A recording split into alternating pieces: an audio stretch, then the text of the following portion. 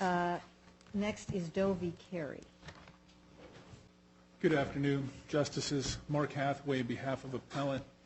I'd first like to address the issue that this is the appropriate case for the court to decide that there should be a de novo review under 1094.5 regarding the sufficiency of evidence, because the right to continue one's education, and certainly at a private university, is a vested fundamental right. No, go ahead. There have been a couple of recent decisions that have come down that seems to me likely need to be addressed, that weren't addressed, have not been addressed in the briefing. They came down after the briefing in this case. I don't know if you're aware of them. One is from Division I of this district, the Doe versus Claremont McKenna College case at 25 Calap 5th, 1055. Are you aware of that? Yes, I'm aware of that case, and I'd be happy to address it right now. Well, and there's another one that just came down. Is that the Michigan case? The Doe versus Baum, the Sixth Circuit case as well. Certainly happy to hear arguments today, but my suggestion would be that I think the court can send a letter to counsel soliciting some additional briefing that might be helpful regarding those cases. I don't know that, they haven't been addressed in the briefs as of yet, but they do certainly seem to have some play here. So, absolutely, Your Honor. The Claremont McKenna case certainly stands for the right of the accused student to be able to question and challenge in some way the complainant. In this case as well, as is shown in our briefs, there's no opportunity by USC to afford an accused student to challenge or cross-examine, even if indirectly, the complainant. There is a difference, a difference between the process at Claremont McKenna and USC. Claremont McKenna had a single investigator who was part of a panel that was ultimately decided the issues, and there was a concern by the Claremont McKenna court that the participation of the investigator was problematic on that panel, and also that the complainant never appeared before the panel, so that the panel that was determining adjudicating the findings of fact in the issues could observe the complainant and make a credibility assessment based upon what most human beings use, observation, not just the words that might be written on a page. Here there is not even, in the USC case, it's before the court now, there is not even a hearing of any type. It is a paper-only hearing that occurs essentially in the mind of the single investigator. The single investigator model where the investigator serves as the police, the prosecutor, the judge, the jury, at that time issued, I believe, the sanction of the expulsion. And so well, it wasn't actually, I guess, makes a recommendation, right? The ultimate decision maker is, in this case, Carey. I believe the recommendation comes from the student appeal panel. And the student appeal panel changed the recommendation or the decision of the investigator for expulsion and changed it to a 3-year suspension. Right. And Dr. Carey reversed that. Right. So clearly, as pointed out in our brief, there should have been, and there must be for a fair process in California, an opportunity for the accused student to question the complainant. Did not occur in this case, and for that reason alone, especially in light of both Doe versus Baum out of the Sixth Circuit, which was, I think, finally decided September 7th, and that decision was issued, that cross-examination is fundamental to any due process that concerns issues that are of significant value, which is reputation, education, and those issues. And I believe that case also addressed the issue of cross-examination of other witnesses other than the complaining witnesses.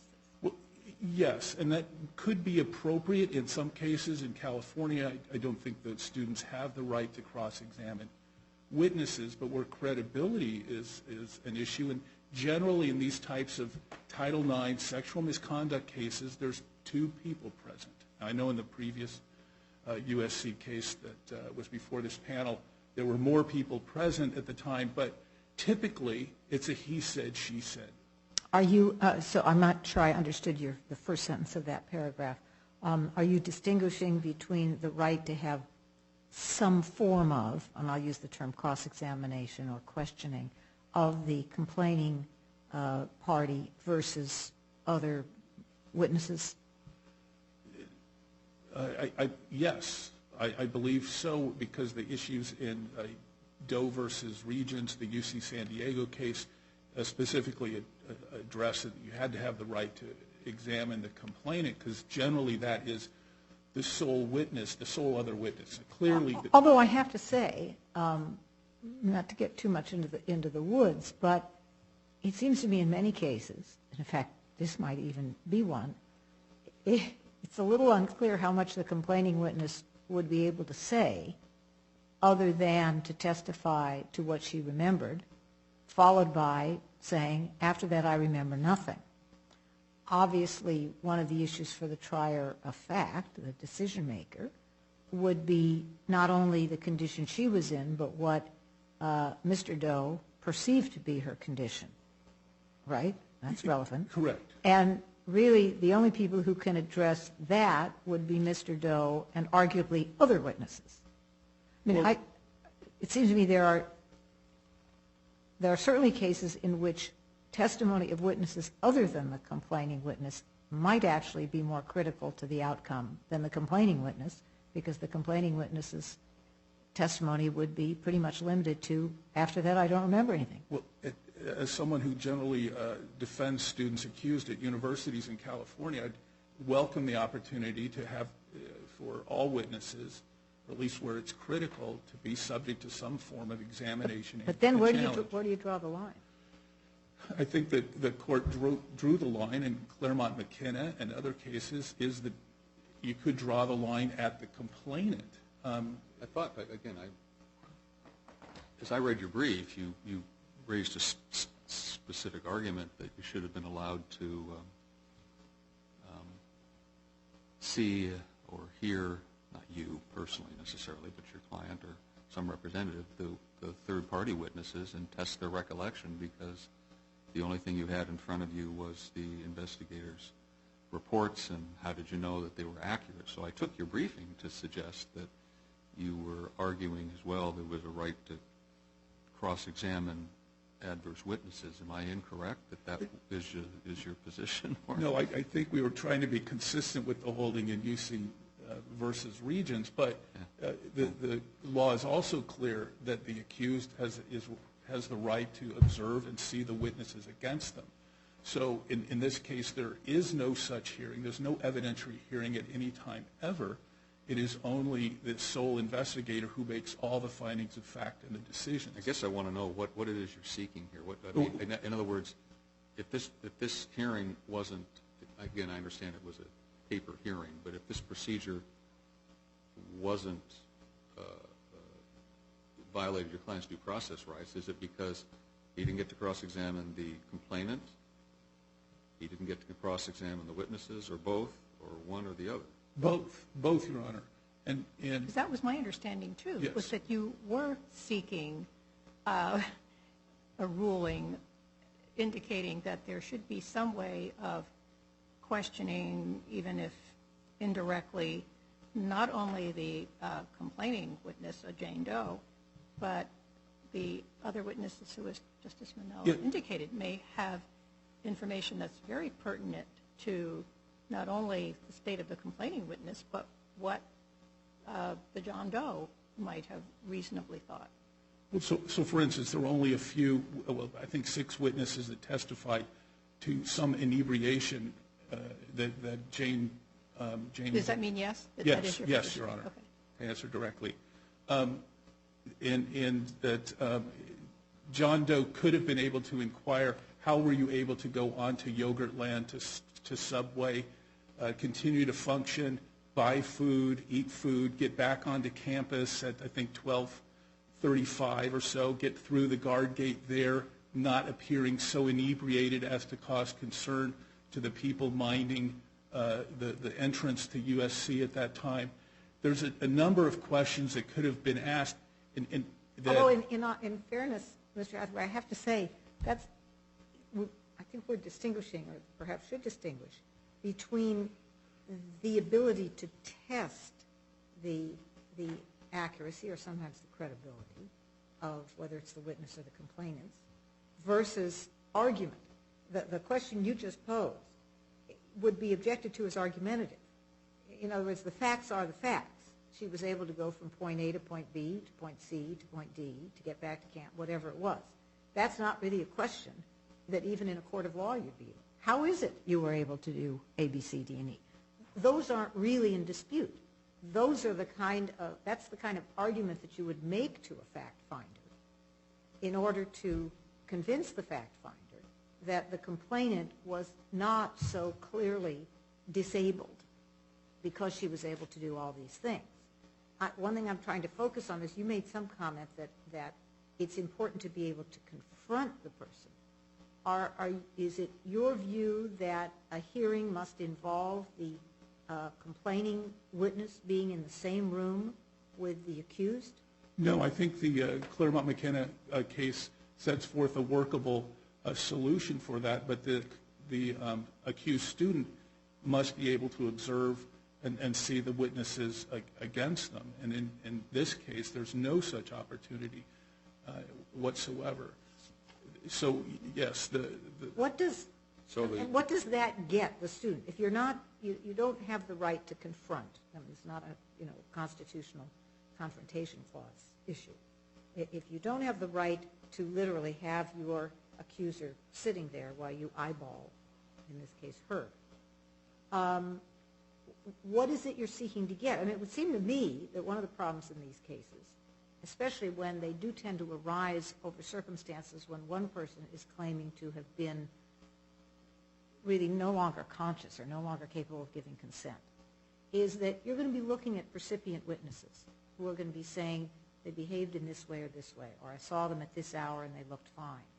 In order to challenge that before a trier of fact, what I would want, if I were defending the accused, is not to have the complainant in front of me. She doesn't remember anything.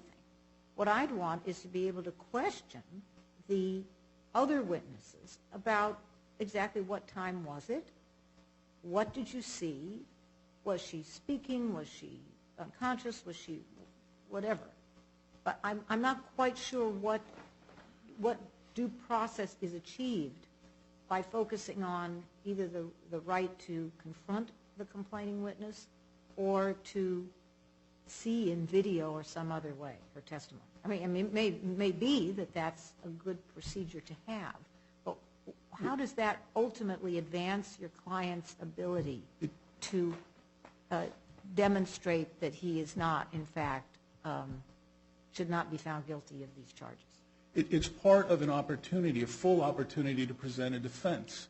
And that will vary just in the same way the requirements of due process may vary, and there's some room that allows for a variety of processes that universities and colleges may engage in, but fundamentally the right to be able to confront or to question, to challenge the testimony of the witnesses that are being used. Suppose the complaining witness has given a statement to the investigator.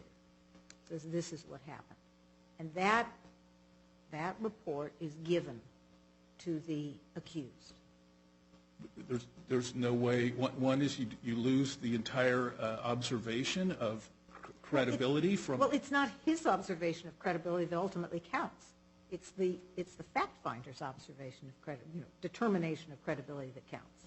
It doesn't really matter whether he finds it credible. As I understand Your Honor's question or the hypothetical is that this is really prior to some forum where there's an impartial adjudicator who observes the witnesses, reviews the evidence, and makes a decision based upon it. That's my question to you. Are you saying there can be no process consistent with due process unless the complaining witness, the complaining party, is compelled to get up and testify live in a hearing. Is that your position?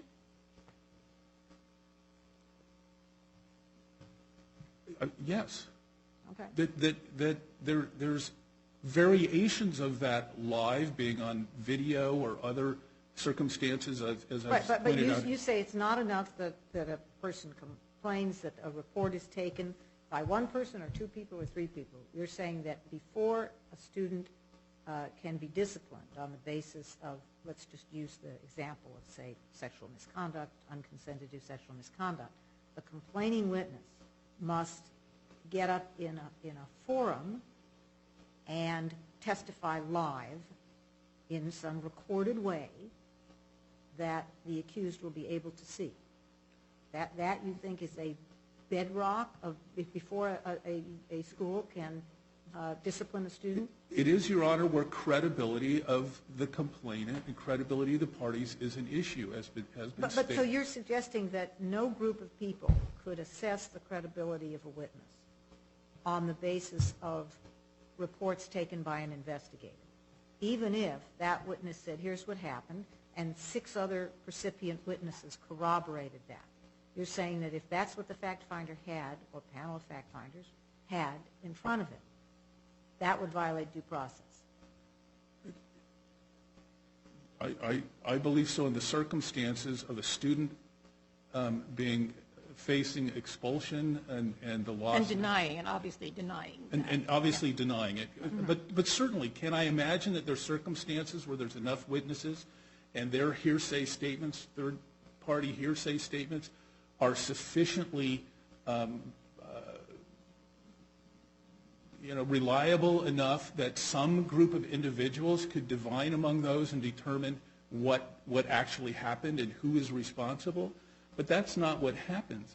It's really a number of moving parts at the same time. One of them is the right to see witnesses, the right to have the evidence so that you can present a defense. Well, again, and I don't want to beat a dead horse here, because I agree there are lots of aspects of the hearing that are troublesome and raise difficult questions. But to the extent that you're suggesting that it's so critical that the complaining witness sort of testify live, I admit I'm having some difficulty with that, and I'm not seeing how that ultimately advances the goal of ensuring that the accused has an ample opportunity to test the accuracy of recollections. I would just state that the rules set out in the Claremont McKenna case would appear to be sufficient, and also I think that other courts around the country, including the Sixth Circuit, are grappling with these issues as what's appropriate in the student context, the student disciplinary context, to afford students due process or fair process. Let me ask this. Let's assume setting the right to confront in some manner the complainant, setting that aside for the moment and talking solely about witnesses, third-party witnesses. The university doesn't have subpoena power. They can't compel witnesses to submit to come to a hearing. So what do you do when there's an interview of a witness, they're relevant, they give a written statement, but there's going to be a formal hearing and they don't want to show up? All of the policies, including the policy in this case, says you have to cooperate. That's one of your requirements of being a student. Under the Student Conduct Code, you're supposed to cooperate. What can they do? I can tell you it's not before the court in this case, but they can threaten to withhold your registration. They can stop you from graduating if you're a witness. They can put marks on your so you can't register for class. That goes on all the time. So yes, there's no subpoena power, but also the student has to rely then upon the university to conduct a thorough and fair and impartial investigation. They don't have the ability to go out and investigate for themselves. So it all falls on the university's responsibility to provide a fair process. And that fair process includes access to the evidence before a decision is made, some way to test the reliability of the witnesses against you, and a fair and impartial adjudicator who isn't the same person as the prosecutor and the police and the judge. This rolling, it's called the single investigator model, all rolled into one, may be efficient for the university because they only have to pay. That's not the case here, right? It is. But I thought that yes, you had the original investigator, and I know her background. But then, when it went up to the appeals board, she was not on that, correct? She was not on the appeals board, Right. Correct. But the appeals board has to defer to all the factual findings. Record. Okay. So it's an appeal without an appeal. It's essentially. Well, it's an appeal, but as you say, in terms of the factual findings, a single party is the investigator and the fact finder. And those findings are really not subject, or even the investigation is not subject to question before she, in this case, she made her findings. That is correct, Your Honor. And that brings me to the reason why the fundamental vested right is important. So even if the student is granted full-on cross-examination in a formal hearing like this, if the original decision by the investigator can never be tested, it's not tested by the appeal panel, it's not tested by Dr. Carey, and it's subject to only substantial evidence at the superior court, and then perhaps in this court, any circumstance where there's a credibility issue, the accused always loses. If I understand, you've got an investigator who, let's assume in perfectly good faith, I know you have some issues there, but for purposes of this, let's assume in good faith goes out and investigates, takes a bunch of statements. Those statements were not submitted to the accused before a decision was made. The accused doesn't have a chance to either respond by saying, oh, you know, that witness whose testimony is adverse to me, we have a long-standing grudge match. Or that witness's testimony that he saw something at a certain time, I can challenge because I've got someone who says that witness was someplace else at that time. None of that is made available to the accused. That is correct. So there's no, setting aside issues of whether you can eyeball someone or whether a panel can judge someone's credibility when they're basically saying, I don't know what happened, I don't remember a thing, just in terms of challenging the accuracy of statements before an actual adjudication is made, that is missing here. That's correct, and I think we've also pointed out that the adjudicator, the sole adjudicator, the investigator who made all those decisions, really cites in her report only the evidence that supports the decision. So the investigator is essentially doing a substantive evidence test of the original allegations, which means she's not weighing the evidence. He or she is not weighing the preponderance of the evidence. Well, I guess we wouldn't know that. I mean, if you're writing a brief and or put it a different way, if you're writing a decision and you've come down a certain way, you can certainly say, here are the factors that influenced my decision, and list the things that support a decision. It doesn't mean that you haven't considered other things. But you would certainly, I think there would be a record that would present all that evidence so that someone Well, I guess in this case they didn't need one since she couldn't really be second-guessed anyway. Correct, Your Honor. I don't want to impose on the Court's time. I just have one question just based on something you said. I took it from your briefing. You weren't disputing that you had received notice of all the evidence that was going to be on which this was based, and you had submitted names of witnesses, two of whom had also been submitted by the complainant, and that what you were contending wasn't that you didn't know the evidence was going to be used, but that you had a right to confront in some fashion the witnesses. So you made a comment. Or maybe I maybe. That you didn't have any idea what the evidence was. I didn't take you to be saying that in your briefing. I certainly didn't see that you said you didn't have notice. In the notice issue, the notice in this case was almost the same as the notice in the previous Doe versus USC But I case. thought, too, that here that John Doe did ask for and did receive all of the reports, whereas in our first case, he didn't ask for them and he didn't get them. I, too, thought, based on the record, that he got them. Now, maybe he didn't feel he had a sufficient opportunity. I mean, I think he did, though, have an opportunity to then say, well, talk to these people. And he gave the names of people. There was a little overlap. Is that correct? He gave the names of people, but the access to evidence, he's not provided the evidence. The only access, if anything is provided, is through a system called OneHub. You can view it online for a limited period of time. You can't have copies of it. You can't possess it. You can't. But let me ask this. Was any of that, I mean, again, the record here actually is rather difficult to get through.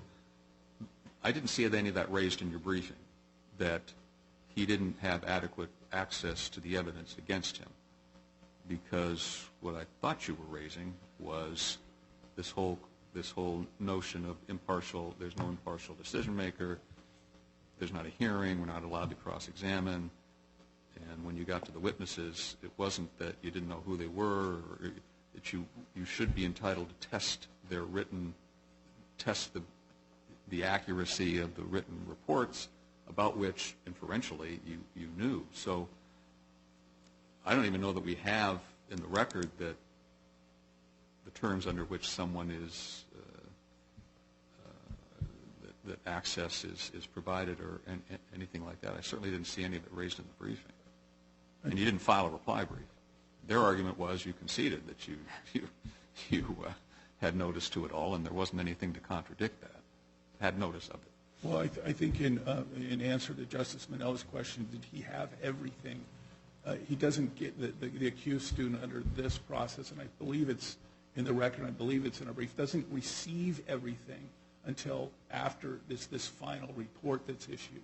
And then you're presented the summary administrative review, which then you can appeal to this. So he doesn't get anything, because this was not at all clear to me. He didn't receive, even if you request, you don't receive, he didn't receive anything until after the investigator had prepared her report making all these findings.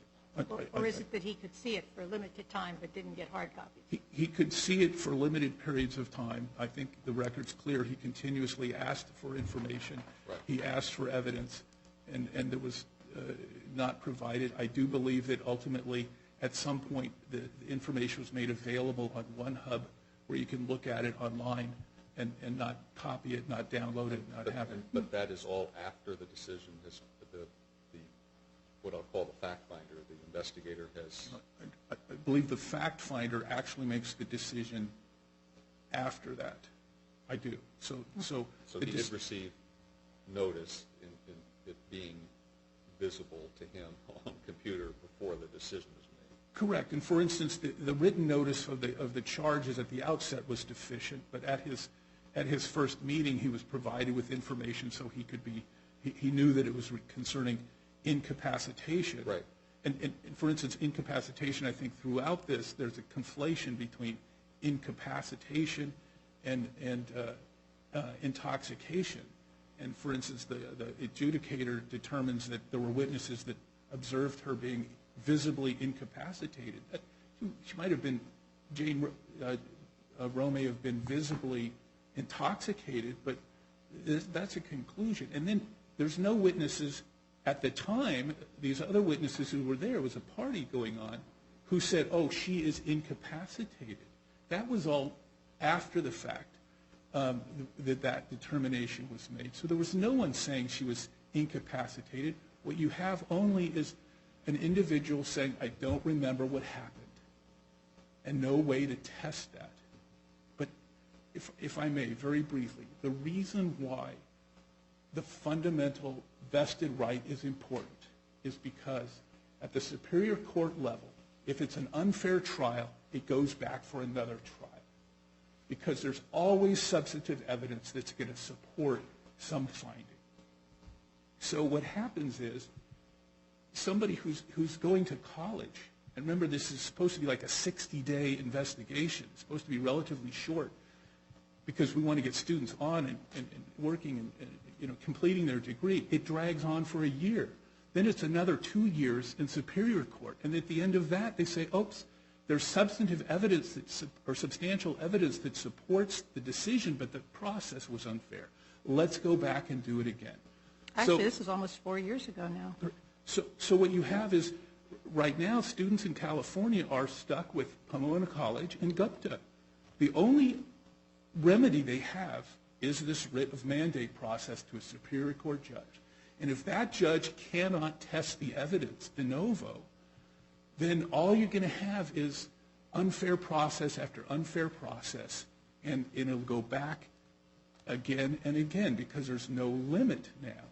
If a judge could look at, Superior Court judge, if a vested fundamental right to continue your education at least at a private institution, because we're talking about two private parties here, no deference to either party, if somebody looks fairly at the evidence and has the ability to test what the investigator determined in her own mind in this case, that could be the end of it. But right now, without that, there could be a remand back for another hearing, now 4 years later. It's important. All of those due process rights are important. Having all the evidence, the ability to have some hearing in front of impartial people, and also that somebody actually tests whether the investigator or the adjudicator used the preponderance of the evidence. Keep in mind that there's no rules of evidence. So preponderance of evidence standard at an administrative hearing that has no rules of evidence is meaningless, but no one ever tests that. No one has the ability to weigh and see whether the result is just. In every case where there is credibility, there's always going to be some statement that that's the person that did it. He or she did it. That's enough for substantial evidence. But not if you weigh the evidence. You might get a completely different result, and if you had a fair hearing to begin with, you would have different evidence to review. I've taken enough of the court's time. Unless there's other questions, thank you for your attention. Thank you, Mr. Hadley.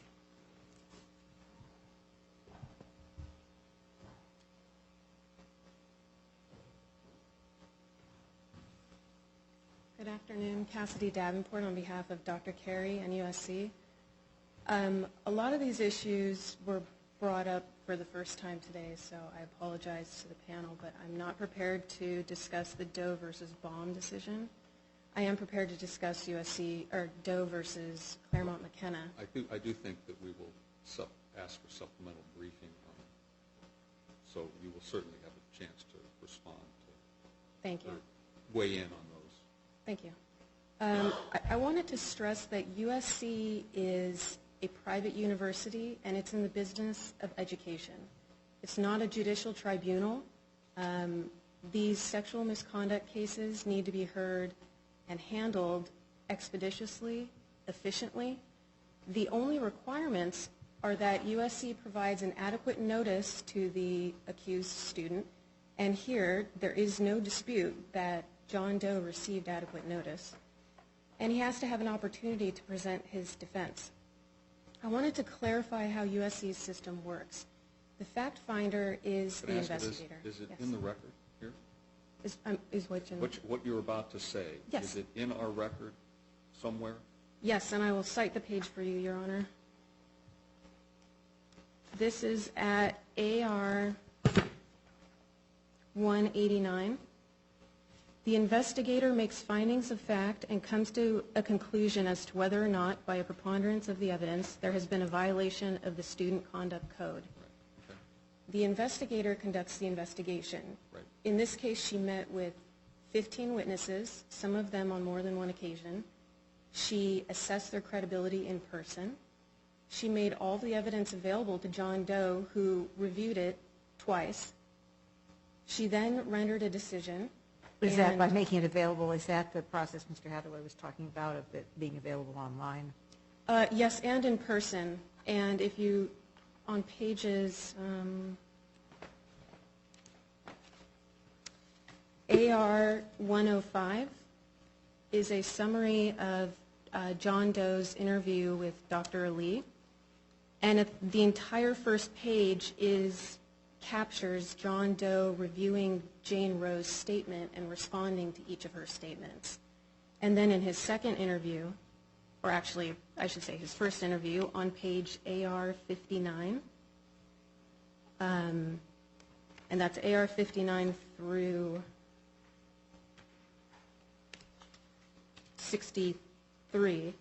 Again, John Doe is able to review all of the evidence that Dr. Ali has gathered up until that point, which includes text messages, card swipes, video evidence, witness statements. He's asked repeatedly, do you have any other information that you think I should go seek? Any other witnesses you think I should speak to? He says no. He's given an ample opportunity to suggest that Dr. Ali follow up with Jane Roe concerning her alcohol tolerance, which was an issue raised in the opening brief. Dr. Ali did ask Jane Roe those questions. Well, the contention, one of the contentions, as I understand it, and you're aware of the Claremont McKenna case, the argument's being made that when credibility is critical, there should be some form of cross-examination. In Claremont McKenna, it was the complainant.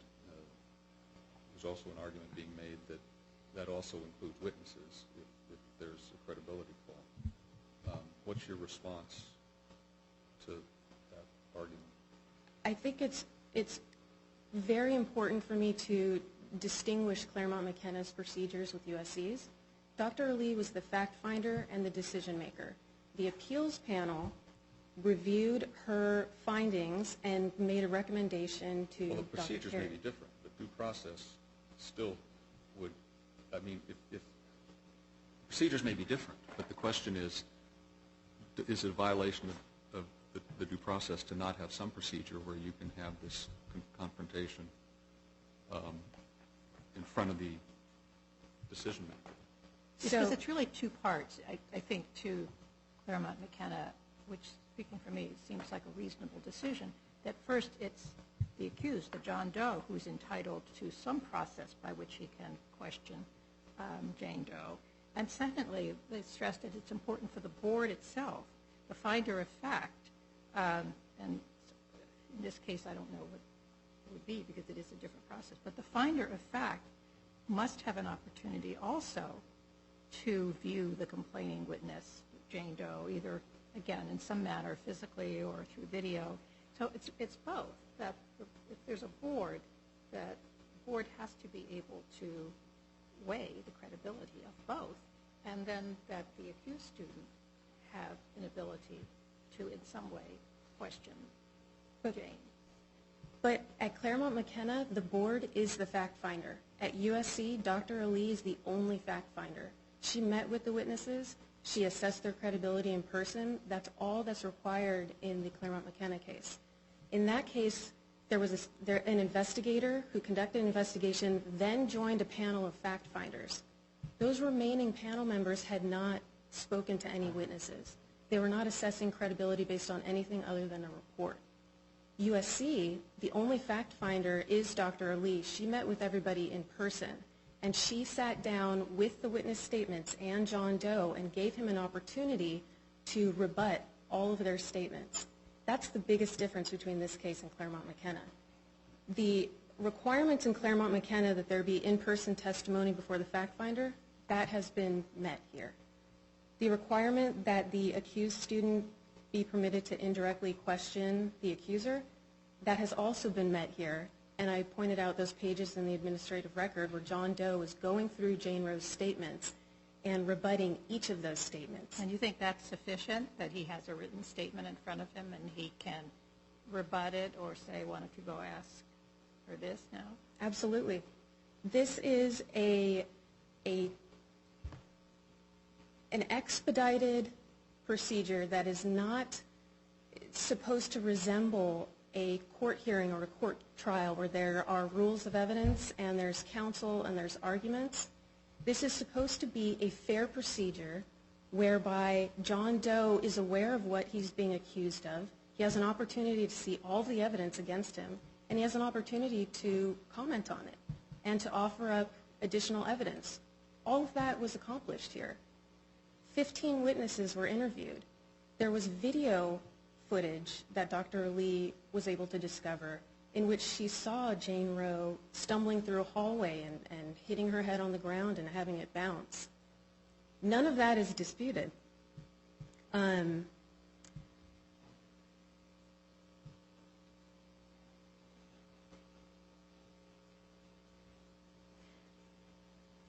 I wanted to clarify, in the Claremont-McKenna case, there's not a requirement that the accused be able to observe the accuser testify, which I think was raised by the panel earlier. The significance in Claremont-McKenna is that the fact finder needs to be able to assess credibility. There is no legal authority that grants the accused student the right to watch his accuser testify against him. And there's no authority saying that he has the right to then cross-examine her. And Justice Minella, I pick up on your point that even had that occurred in this case, what would the result have been? John Doe was able to look at her statement and say, I think this is a lie. She told me that she can drink a lot and not look drunk. He was able to say, did you ask her how much she typically drinks? And Dr. Lee asked her. She said, I'm not a heavy drinker. There's no indication that had John Roe in this case, John Doe, been able to cross-examine any of the witnesses, including the accuser, that the result would have been any different. Well, let me ask you this.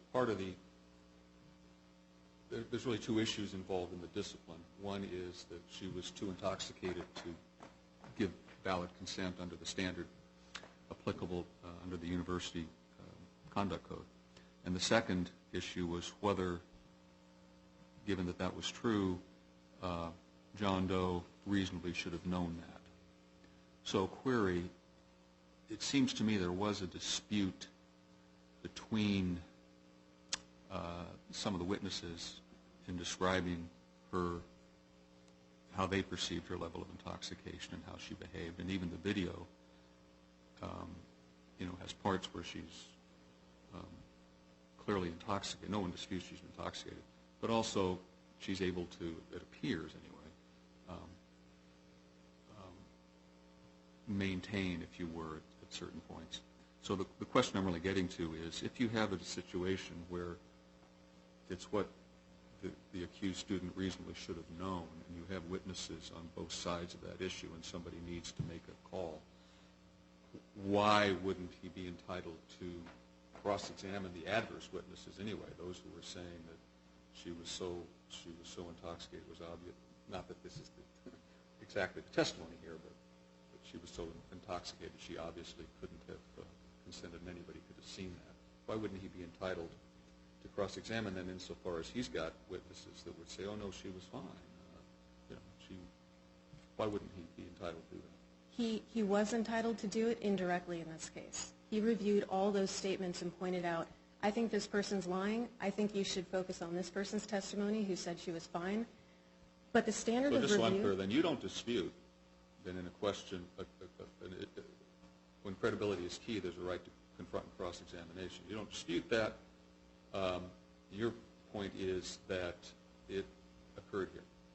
I do dispute that. Oh, you do? I do dispute that, yes. No, there is no right to confront, to cross-examine witnesses or the accuser. Okay. And nothing has been cited by appellant to the contrary. So you're saying he didn't have the right, but if he did, he got it? Absolutely. Okay. This procedure... Well, I think, I don't want to put words in your mouth. My understanding of your position is there is no right to bring the accuser into some hearing where the accused can watch her testify live. Correct. Right. And that same would go for witnesses. Correct. There is a right to know what evidence the fact finder is considering and to respond to that evidence. In Yes. this case, the response would be, that's not true, that's not true, that's not true. Now, does it encompass anything more? It's the ability to rebut those statements, to suggest that the investigator follow up on other leads, to present additional evidence, to have an advisor present, which So the accused may say, I see among your witnesses you don't have the following people. You should talk to them. Yes. Okay. And in this case that occurred, John Doe said there are 6 people I think you should talk to, and Dr. Lee did follow up with those 6 people.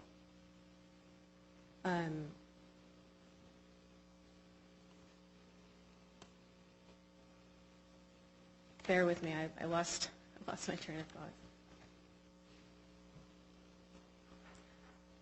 I wanted to also clarify that there was reference earlier to the appeals panel in this case recommending a reduced sanction. The appeals panel does not come up with their own finding. They're not a fact finder, an adjudicatory body. There's only one. There's only one. And that's the person who is the investigator and the fact finder. Yes, and with the appeals And is panel. there a problem with that? I mean, what we have here is then one person, and, you know, setting aside allegations of bias, but this is a person from within the university.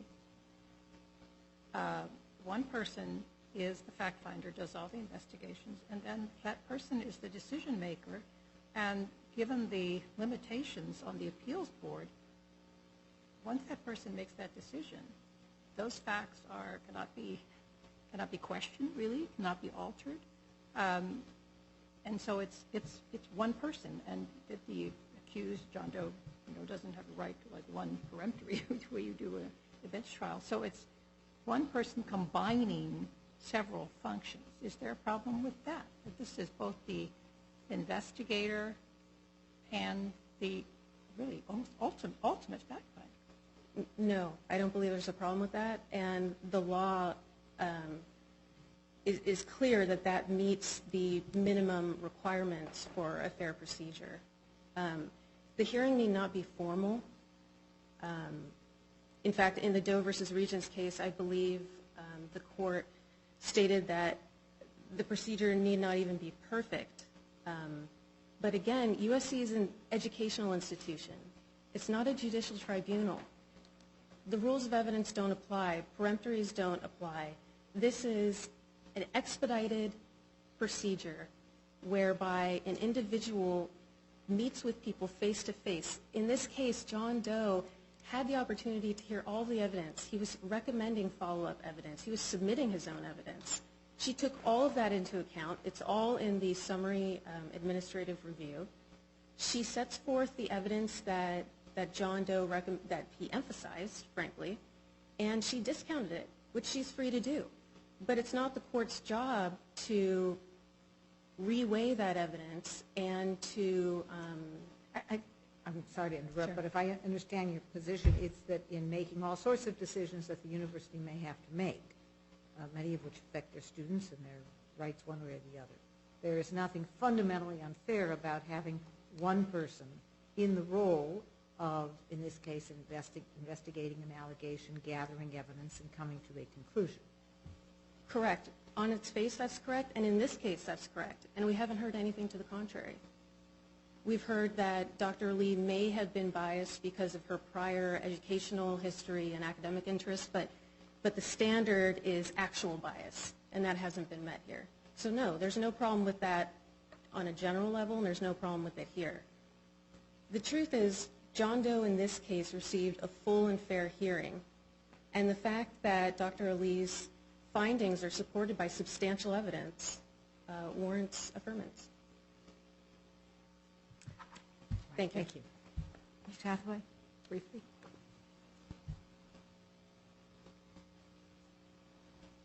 It may be an expedited process, but it litigates essentially the contractual rights between the student and the university, and it extinguishes the student's ability to continue an education in the United States at any four-year university that receives federal funding.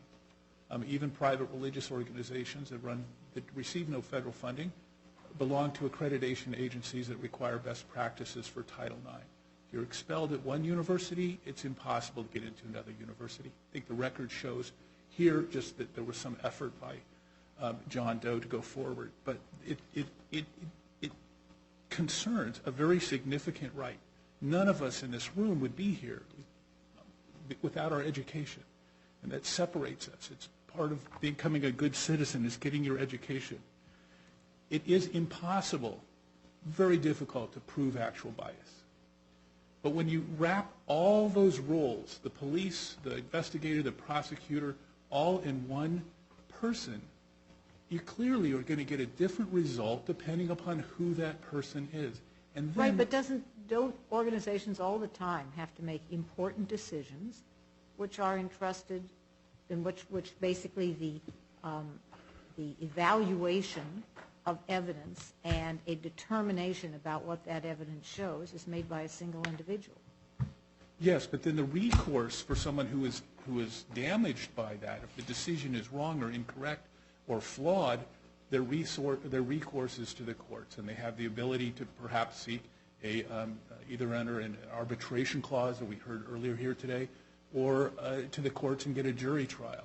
In this state right now, the only recourse is under 1094.5, and to test whether there's a fair hearing. And the fair hearing now, we know in California, requires some form of cross-examination.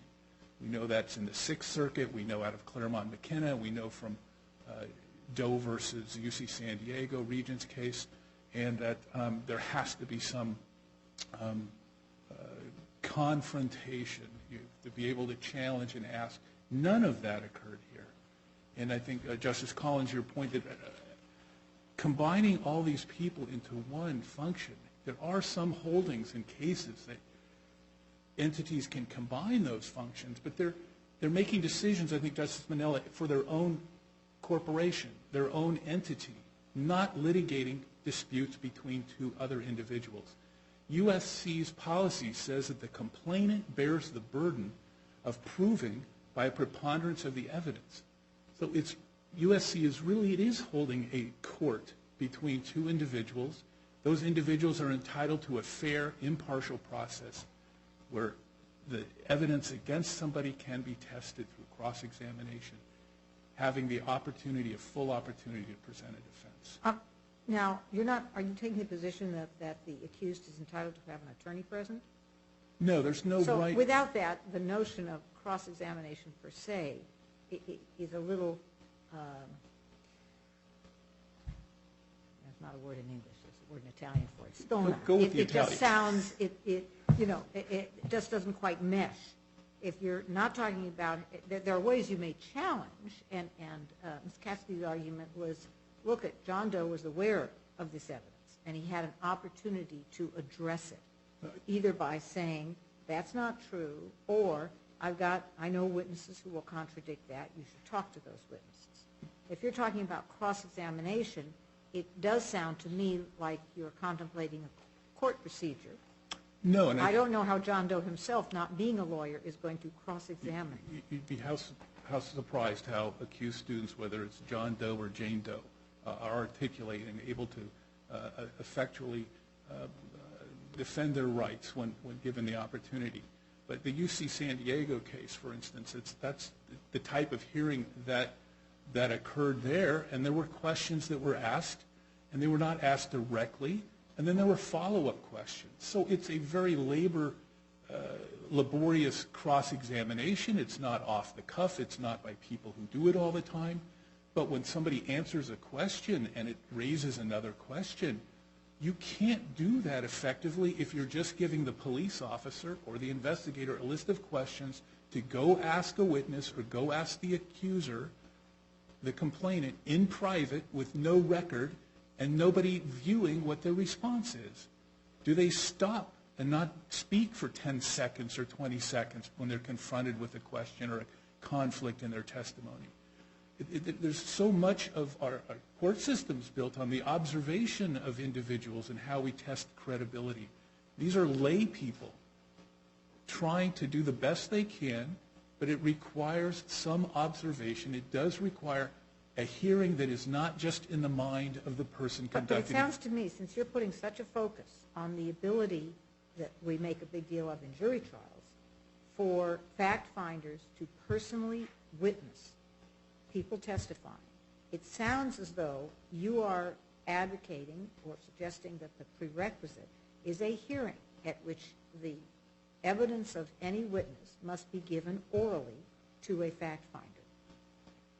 That's what it sounds like you're advocating. Well, I would certainly advocate for that because I think it's fairer than the process is now, but I think what's adequate is under the Claremont-McKenna case, where there was a panel, and that panel was not able to observe issues of credibility. And so, yeah, it's not to be a full-blown trial, but keep in mind that what this does is it affects the families of all involved. Oh, I don't think we need know, to have it's- that it's- emphasized to us. I think Right. everybody here is quite aware of the stakes for everyone. Thank you very much. All right, thank you, Mr. Hill. Rather than submit the matter, I think we will be sending out a letter, probably soliciting additional briefing on the two cases that were mentioned, the Claremont-McKenna case and Doe v. Baum. And we should be getting that out in the next 24 hours. If you want, I'll just give you this. I think you know the Claremont-McKenna, it's 25 Calap 5th at 1055. The Doe v. Baum, BAUM, is a Sixth Circuit case. I don't know the date of decision, but it's obviously 2018. It's Westlaw 4265634. And it's, I don't know the actual date. It's 2018 September U.S. App 25407. He was saying. Oh, thank you, September 7th. But we'll be sending that out. Thank you. Yeah. Let me recall the